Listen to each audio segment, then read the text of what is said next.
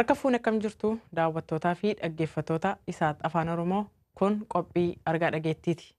Qophiin argaa dhageettii akkuma beekamu odeeffannoolee torban kana keessa darban irratti kan xiyyeeffatudha. Egaan qophiin argaa dhageettii keenya harma jalqaba. Qophii argaa dhageettiin kan keessumsiisuun isinii wajjin turu aan Galaanee Tarreessaati.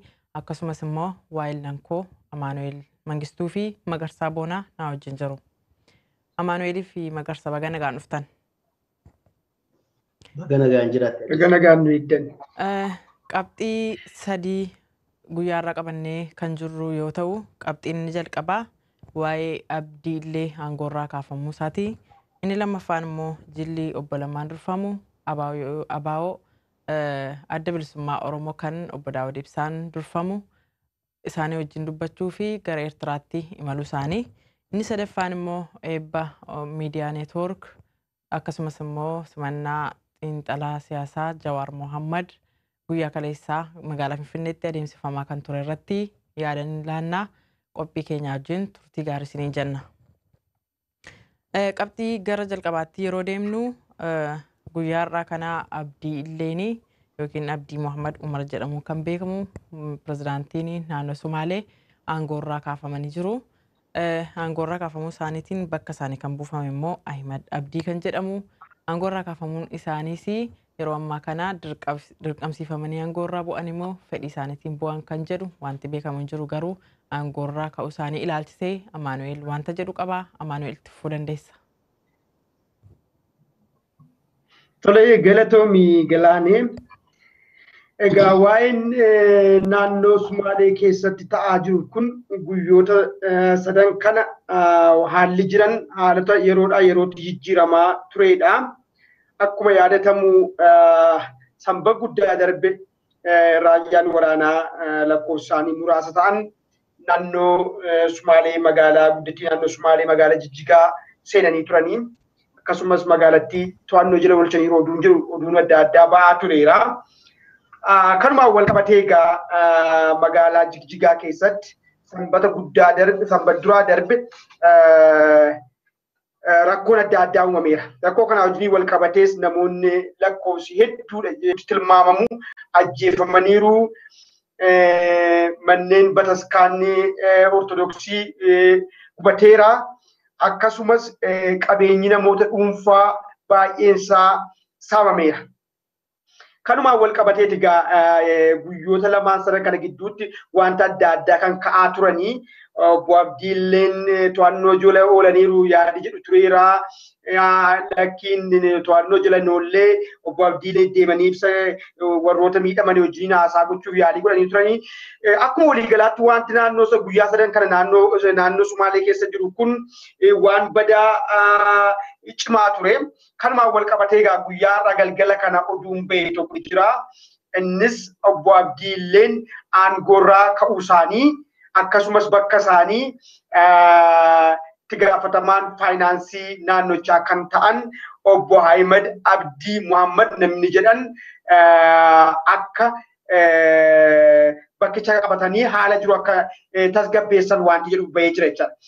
Mee akkuma waliigalaatti waa'ee dhimma obbo Abdiillee kana gaafa laallu dubbiin kun gara duubaatti baay'ee nu deebisa jechaadha. Akkuma yaadatamu yeroo darbee gocha obbo Abdiilleen kun gocha suukanneessaa isaa raawwataniin lammiiwwan keenya naannoo Sumaalee sana keessaa miliyoona tokko ta'an qe'ee qabeenya isaaniirraa mirgi isaanii sarbamee akkasumas ajjeechaan adda addaa isaanirratti raawwatanii namoonni baay'een qaamni isaanii hir'atanii akka biyya addaatti malee akka waan zoonii biyya naannoo Itoophiyaa keessa jirtu hin ta'in akka nama biyya addaatti ilaalamanii namoonni miliyoona tokko ol ta'an egaa akka naannoo Oromoo Oromoonni miliyoona tokko ol ta'an naannoo sana keessaa akka buqqa'an kana waan hundumti keenya yaadannu jechaadha. Yakki kun yakka guddaadha. Haa ta'u malee hanga ammaatti namni kun yakka kanaaf seerattis hin dhiyaanne waan itti gaafatames hin qabu jechaadha.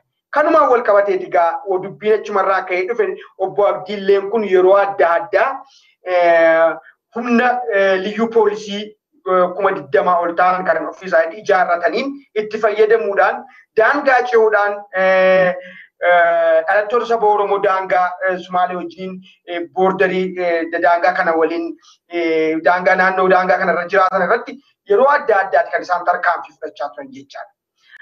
Amma wanti kun jabaachaa dhufe isaa kana hundumaaf itti gaafatamummaas namni isaan gaafatus yeroo dhibu akkasumas humnoota Yoo'aatiin biraa jabaadhu si faana jirra keessumaa hooggantoota loltuu biraa jechaadha.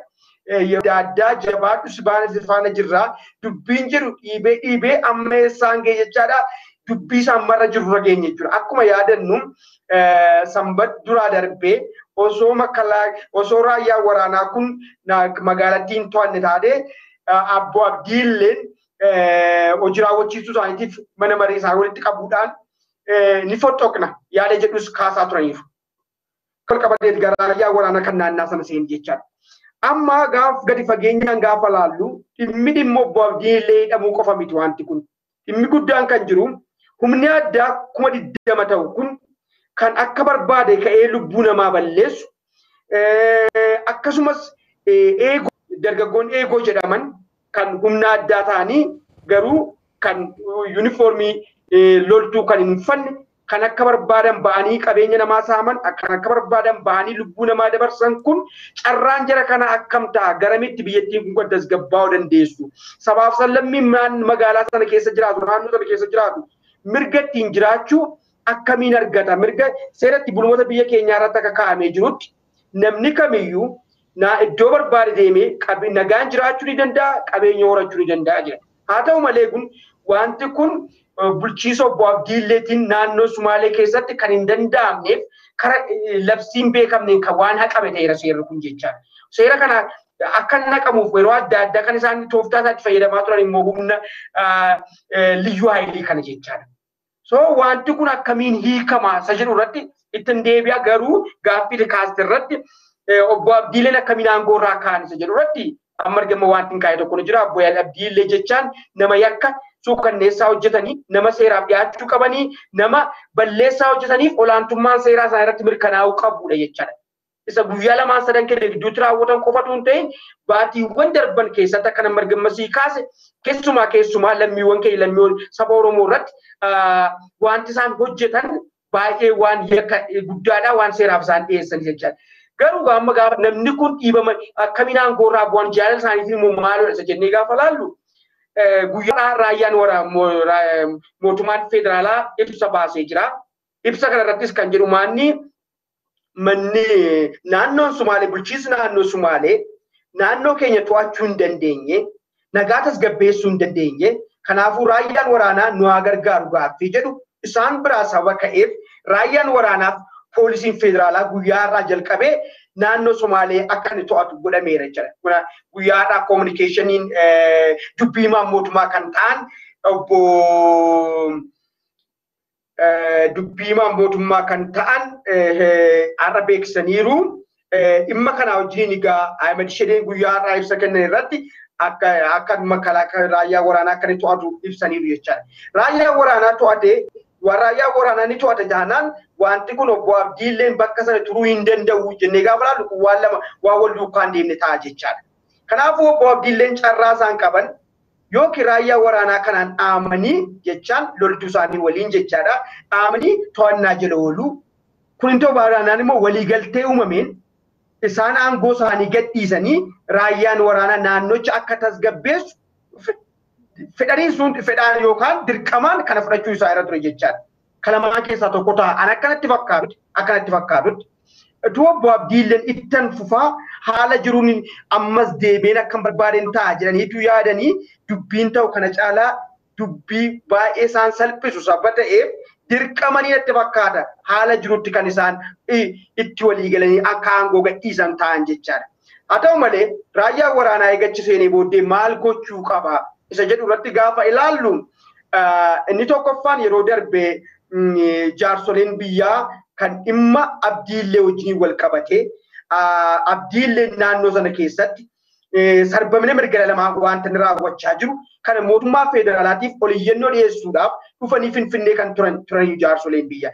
Jaarsoleen biyyaa kun mootummaa Dr. Abiyyi bira osoo hin gahin humnoota tikaatiin yeroo adda addaa walgahii isaan qopheessan akka inni jalaa bittinnaa'u taasifamaa ture. Amma gaa raayyaan waraanaa kun humna mataa isaan qofatu hin ta'in kan naannoo sana tasgabbeessuu danda'u jaarsolee biyyaa kanatti fayyadamuudhaan akkasumas warreen gaafa sanbadduraa sana magaalaa Dirree Dhawaa keessatti walgahiirra turan bakka bu'oota uummataa jiraa wajjiniin ta'uudhaan biyya kana naannoo sana keessatti badii obbo Abdiilleen dalagaa turan tokko lama jedhanii jiraatota naannochaatiif beeksisuu akkasumas dogoggoraan warrootaan obbo Abdiillee duukaa hiriiranii akkas ajjeechaa kana raawwachaa jiran liyyuu haayiliin naannochaa meeshaa waraanaa hiikkachuu qaba. Meeshaa waraanaa hiikkachuu qofatu hin ta'in warrootaan keessa isaanii keessaa waan kana ta'ee jedhanii balleessaa ajjeechaa kana raawwachiisaa turan seeraaf gaafatamuu qabu. Inni biraan naannoo sana keessatti naannoo Sumaalee sana keessatti egaa jiraattonni qabeenyi isaanii jiraasaa. Amaanuel dhiifamaa yeroo keenyatti fayyadamuuf jecha haasaa keechumatti qabadhuuti gaaffii tokkoon siif dhiyeessa kanumaan wal qabate jechuudha.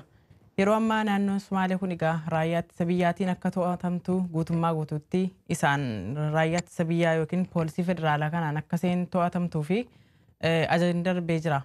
Ajaja kana darbuu isaatti immoo namoonni gariin tokko raayyaa ittisa biyyaa kana gara sanatti bobbaasuun kuni birmadummaa biyya tokkoo yookiin birmadummaa cabsuu birmadummaa namaa hir'isuudha kan jedhan jiru. Asirratti mee yaada maalii qabda gabaabsitee kanarratti dubbattee qabxii itti aanutti dabarra. Baay'ee gaarii gaaffii baay'ee gaarii kaastee kallattii lamaan namoonni kan yaada kana ilaalaa jiran gamni biraan ajjecha naannoo sana keessatti raawwatamaa jiruuf sarbamni mirga sana naannicha keessa raawwatamaa jiruuf akkuma waliigalaatti naannoo Sumaalee keessa seerri wanti jedhamu mataasaa sababa hin jiraanneef lubbuu namaa baraaruu raayyaan eegama warreen jedhan jiru.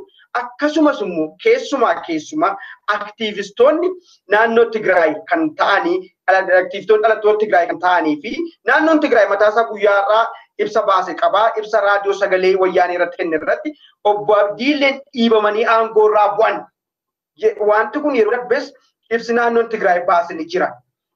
Kana gaafa ilaallu garuu wanti godhamaa jiru dhuguma birmadummaa biyyaa cabsuudha moo lubbuu namaa baraaruudha inni dursamuu qabu jennee gaafa laallu akkanatti fakkaatu tanaan haala naannoo Sumaalee keessa jiruun seerri jira jechuun waan danda'amu miti. Seerri jiru taanaan immoo wanti cabu immoo hin jiru jechaadha. Kanaafuu gochi ajajii amma kenname kun raayyaa waraanaa to'annaa jala oolchuu qaban jedhamu kun waan sirriidha.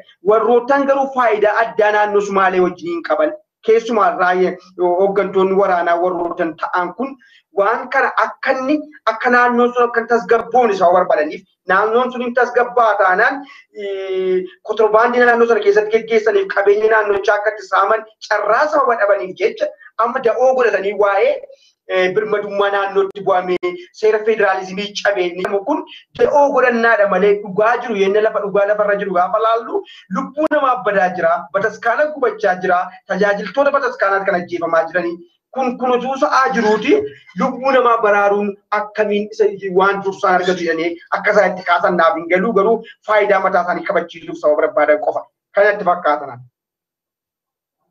Galatoomii Amaanuel qabxii bal'aa kaasteetta qabxii kanarratti amma qabxii gara salamaffaatti darbinaa yaada kanarratti yaada dabalataa yoo qabaate Magarsaan achumaan yaada isaa kennachuu danda'a garuu tuqaa lammaffaatti akka dabarruu fi carraan isaaf kennaa. Jilli tuqaa lammaffaan kan inni irratti xiyyeeffatu jilli obbo Lammaa Magarsaan durfamu gara Eertiraa deemuu isaaniiti.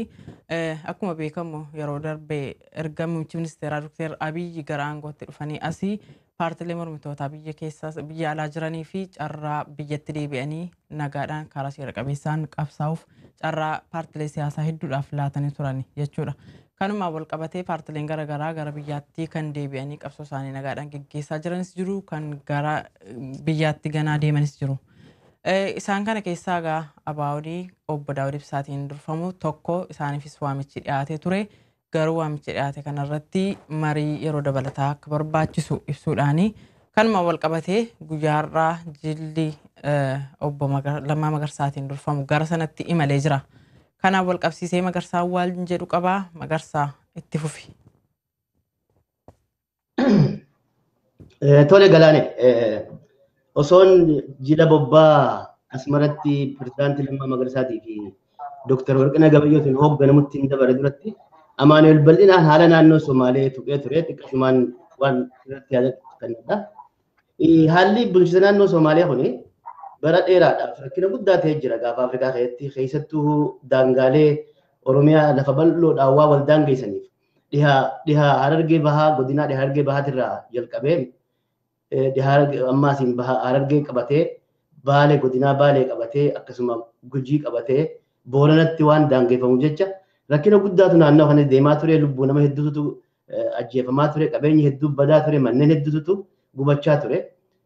Guyya guyyaadhaan lolli akka dhaabbatu mootummaalleen tattaaffii gootu milkaa'aan ture. Sababni isaatiis humna addaa jedhanii liyyuu poolisii jedhaniin kana duraan ONLF adda bilisa baasaa uummata Ogaaden biyyoolessa Ogaaden balleessuudhaaf dhabamsiisuudhaaf jaaramteetiitu bifa addaa jijjiirratee bobbaa godhaa ture.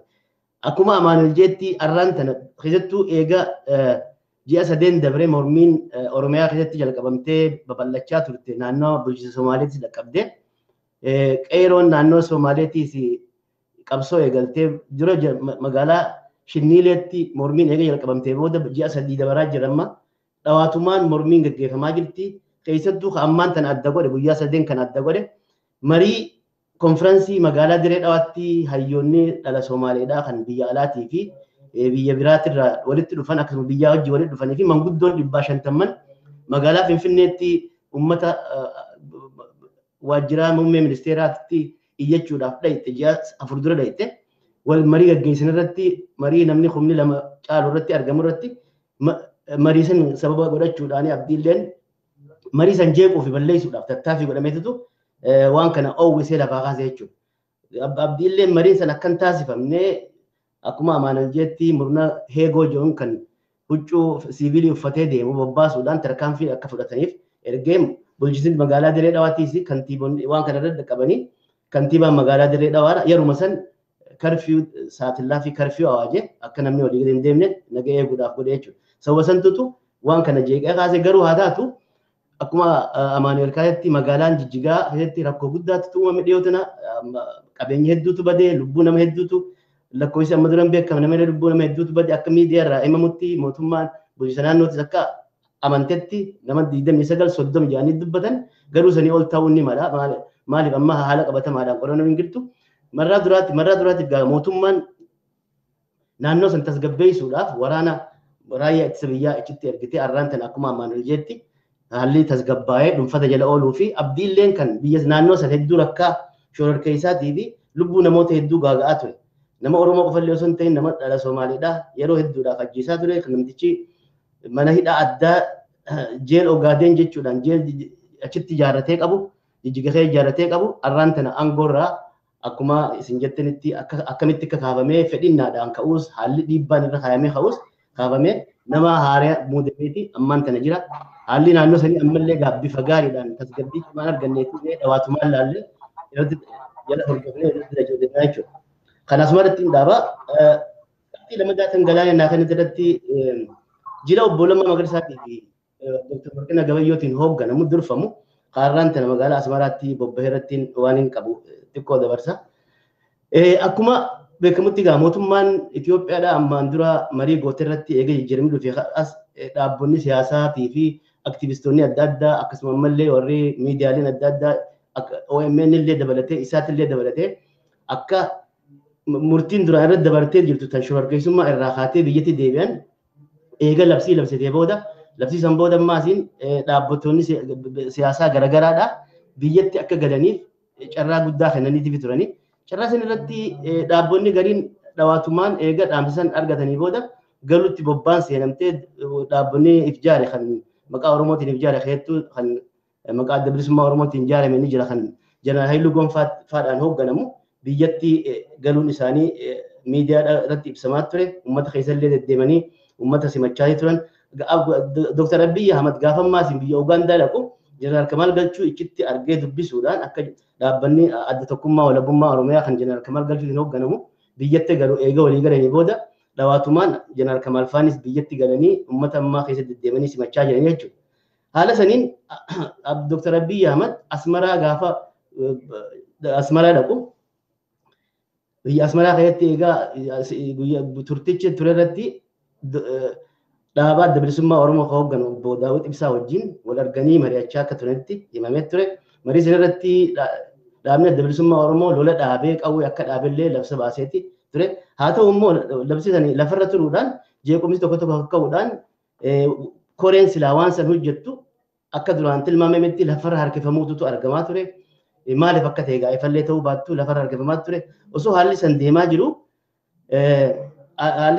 jiru dhaabbanni adda bilisummaa Oromootiis waraqata adda addaa baasaati ture. Bima saniin imala gartee Dr. Abiy Ahmed magaalaa GCtti magaalaa Ameerikaatti godhe irratti dhaabota siyaasaa adda addaatiin wajjin wal quunnamuudhaan keessattuu dhaabata Arbanyoo Gimboon Sabaatti wajjin Profeesar Birhaanuu Naggaa fa'aa wajjin marii sa'a lamaa fi walakkaa caaltu eega godhanii booda irratti walii galanii dhaabbanni Arbanyoo Gimboon Sabaatti akka biyyatti galan murteessanii turan. San booda adeemsa quunnamtii hawaasa godhan keessatti Dr. Abiy Ahmed hooggaman Itoophiyaa dhaqan uummanni gaafii itti kaasaa turan jechuudha. Keessattuu uummanni Oromoo maaliifii fi dhaabbonni biraatu garuu jiraati. Dhaabni adda bilisummaa Oromoo hin galle jedhanii gaafii kaasaa turan. Gaafii sana irratti inni deebisaa inni irratti torbaan dhufu jila tokko biyya Asmaraatti erginee rakkoon san akka hiikamtu irratti walii galanii akkuma baallama uummataa seene sanitti arraan tana jila Dr. Warqanaa Gabayyootii fi Pirezidaantii Lammaa Magarsaatiin hoogganamu biyya Asmaraatti ergan jechuudha. Jila kanarratti ergaa jila kanarratti Dr. Nagarii Leencoodhaa Ministeerri Kominikeeshinaa Oromiyaadhaa ibsa irraan tana kanarratti akka jilli kun milkaa'uu fi bobbaan akka jirtu irratti ibsa godhanii gaama mariin akka amma gaggeeffamaa jirutti hubatama. Jilli kun itti baay'ee isaatis ni ilaalla. Kanaafuu tan jila kanarratti kanaan qaba galaani. Galatoomii Magarsaa waa'ee jila obbo Lammaan durfamu gara Eertiraa deemuu isaan irratti yaada kee ibsitee jirta. Marii sana booda egaa maal akka ta'u maal akka dubbatamuu fi waliigaltee maalirra akka ga'ame walumaan itti deemnee kan ilaallu ta'a. Amma garuu kan dubbatamaa jiruuf wanti ifaa ta'ee jiru achi deemanii mariidhaaf qophii ta'uu isaaniiti. Kan irratti Amaanu'eel waan dabaltu yoo jiraate dabaltee gara qabxii isa taanutti dabarrachuudha. Tole egaa Magarsaan bal'inaan kaa'eera. Kun hawwiima hunda keenyaati. Walii gallu jennees abdii qabna. An waan lama ilaaluun barbaada. Inni tokko yeroo ammaa haala biyya keenya keessa jiruun gama mootummaan loogii tokko malee hundumtuu gara biyyaatti seenee kara nagaadhaan qabsaa'uu qaba ilaalchi jedhu. Ilaalchi kun ilaalcha gaariidha. Akkuma beekamu bara amma keessa jirru kana keessatti fedha keenya hojiirra oolchuudhaaf lafa yaanne bira ga'uudhaaf uummata ni qabsoofnaa jenne bu'aa qabsoo keenya agarsiisuudhaaf karaa inni filatamaa kan ta'u akkuma beekamu karaa nagaadhaan qabsaa'uun kan filatamaadha. Haa ta'u malee haala biyya keenya keessa tureeni yeroo darbe yeroo ture yeroo kana dura tureeni dhuguma karaa nagaadhaan qabsaa'anii fedha uummata keenyaaf hawwine uummanni keenya akka gonfatu gochuun hin danda'ama isa jedhu irratti sirriidhaan danda'amuu ture. Haa ta'u malee garuu haala amma yeroo amma keessa jirru haala amma keessa jirru hundumaafuu mijataa jechaadha. Amma gaaffiin jiru gaaffii kamirra jira. Dhaabileen adda addaa shallaggii mataa isaanii qabu. Kalkuleeshinii mataa isaanii qabu. Maaliif akka maal godhan wanti ta'ee garuu akka dhimmi kun akka nuyinis akka saba kanaatti akka uummata akka miseensa saba kanaatti wanti nu barbaannu tuu dhaabbileen biyya keenya keessatti dhaabbileen uummata kana dhaabbatan hundumtuu tokko ta'uu baatanis karaa nagaadhaaf qabsaa'anii uummata keenyaaf waan fooyya'aatu fidanii hawwii keenya saba ta'eef hawwii uummataas saba ta'eef hanga isaanii danda'ame hundumtuu ana caalaa dhiisanii uummata caala ilaalcha jedhutu fudhatanii gara waan uummataaf fayyadutti gara araaraatti gara waliigalteetti tu deemanii ituu kallattii sanarra ilaalanii baay'ee gaariidhan jedha. Kan nan abdadhas waliigalamee waliigalteerra gahamee walajjeesuu waliidhuu kana keessaa baanee kara nagaadhaan qabsoo kara nagaatti hin jijjiirama qabsoonni ABO'n qabatee jiru kallattiin ABO'n qabatee jiru kun gara qabsoo kara nagaatti hin jijjiirama abdii jedhus qabaa. Akka milkaa'uufis immoo hawwii nan hawwaaf jechaadha. Kanumatti dabala malee waa biraan qabu. Galatoomii Amaanu'eel nus egaa hawwiin keenya kanuma araarri jalqabame kuni nagaadhaan xumurame isaanis gara biyya isaaniitti deebi'anii qabsoo karaa nagaa gaggeessanii bu'aa kanaan dura bu'aa bayii hedduu keessa darbanii asiin ga'an kanaaf immoo milkaa'ina akka isaan argatan uummata isaanii wajjin akka isaan nagaatti walitti dabalamanii qabsootti fufanis abdii qabna. Egaan daawwattoota keenya kan daawwachaa jirtan argaa dhageettiidha. Argaan dhageettii keenya ammas itti fufee jira. Qabxiilee 3 qabannee jirru keessaa qabxiilee 2 irratti dubbannee jirra. Qabxiin inni jalqabaa aangoo gadhiisuu abdii illee yeroo ta'u inni lammaffaan immoo jilli obbo Lammaa Magarsaan durfamu gara Eertiraatti obbo Daawid Ibsaa yookiin adda bilisummaa Oromoo wajjin dubbachuuf gara sanatti imaluu isaaniiti.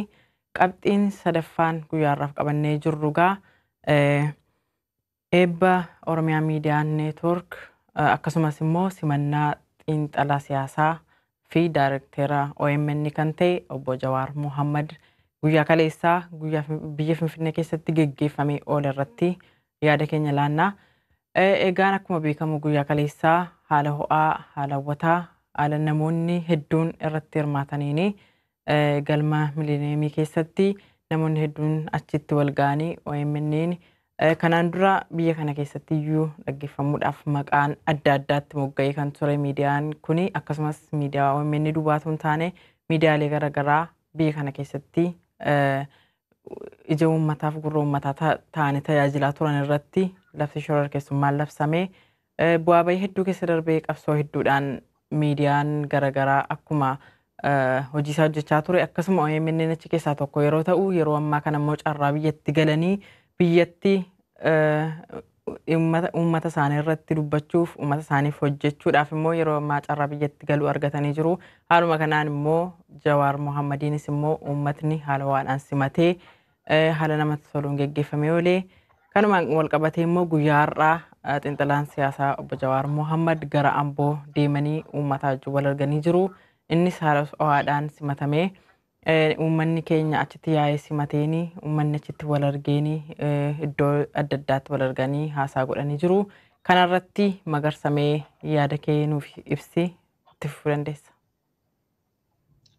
Tolee Galaanee tolee jilli imala hooggantoota OMN fi rogeeyyii aktiivistii Jawaar Mohammadiin durfamu kan biyyatti galee biyya keessatti haala oowwaa fi oowwituu ta'eeti argama. Osoo jilli biyyatti hin galin duratti wanni guddaan isaan hojjetan lafarratti koreelee adda addaa magaalaalee fi aanaalee hundatti godinaalee adda addaatti magaalaa jirtu cufarratti koree gargaartuu OMN ijaaruudhaan walitti qabuu fi akkasuma ammallee deeggarsa horiillee guddaa magaalaa adda addaatti baasaa turan osoo jilli kunillee achi hin ga'ini. Akkuma saniin gaa mana jila galma barkummeetti guyyaa kaleessaa ayyaana guddaa yeroo jalqabaatiif banamuu fi waajjira isaa eebbisuu irratti bobbaabuu wanta guddaa godhanii tattaaffii guddaa godhanii sanirratti qeerroon waliigalatti godinaalee Oromiyaa adda addaa keessaa walitti qabamuudhaan deeggarsa mallattoo OMN qabachuudhaan deeggarsa adda addaa agarsiisuudhaan magaalaa Finfinnee guutumatti hedduminaan irratti argamanii turanii waan marii cimtuudhaaf gaggeeffame akkasuma ammallee hogga jillii magaalaa Finfinnee seenu hoogganoonni mootummaadhaa naannoo Oromiyaatii fi hoogganoonni akkasumallee mootummaa federaalaa caasaan garaagaraa isaan qunnamanii simachuudhaatu argamaa ture miidiyaa irrattis sadarkaa gaariitti simatanii jilli ammaan tana OMN biyya galee kuni bifa oowwaadhaan mootummaan simattee jechuudha. Marii irrattis haasoo babbareedaatu dhiyaatee akkasuma ammallee pirezidaantiin Lammaa Magarsaan pirezidaantiin Oromiyaadha haasoo bareeda uummataadhaaf godhee ture keessattuu galuu isaaniitii fi amma booda namni hundinuu akka biyyatti deebi'ee uummata qabsaa'u akka walii wajjin hojjetan harka wal qabatanii tokkummaadhaan akka hojjetan irratti dhaamsa guddaa dabarsanii itti turanii haasoonni bareedaan ammaasiin kan godhame itti gaafatamaan kominikeeshinii bulchiinsa naannoo Amaaraa Nugusuu Xilaahun haasoo bareedaa tokkummaa fi hegeree biyya sanii irratti keessattuu lammiin Oromootii fi lammiin dhala Amaaraa akka tokkummaadhaan walii wajjin hojjettu akka jaarmeenii fi miidiyaan OMN bulchiinsa naannoo Amaaraa seenee akka hojjechuuf isaan hayyama qabanii fi fedhii qaban hundaa'u dhaamsa bareedaa dhaameeti ture. Sanbooda egaa haalli bareedaadhaan xumuramuudhaan Jowaar Mohaammed illeen ibsa bareedaadhaan uummataaf amma booda mootummaa fi jijjiirama kana cinaa dhaabbannee akka waliin hojjennuu fi akka biyya guddifnu irratti qeeroo dhaamee fi akka qeeroolleen baallama isaanii seenan dhaammatee ture. Sanumaa wal qabatee arraas bobbaa naannoo gaafa yoo yaadattan gaafa bara 2016tti